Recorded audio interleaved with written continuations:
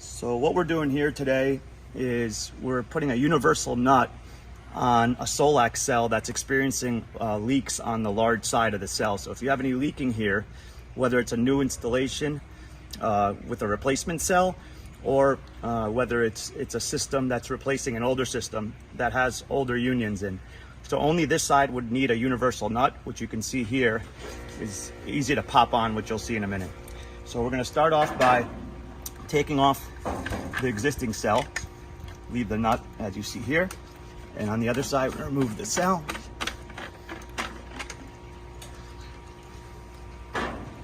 Then you have the universal nut that's pictured here. It's very important to pop it on in such a way so that the opening is like so, and you pop it right on. So now you're going to have two nuts in the picture.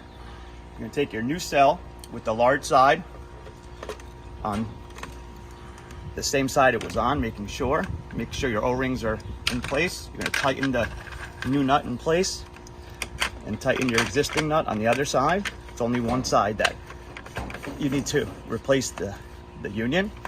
Once you secure it, you'll still have a loose nut. You can either leave it here, or you can always cut off the existing nut if you want to, or move it down, whatever you want. But that's the way to install the universal nut. Thank you.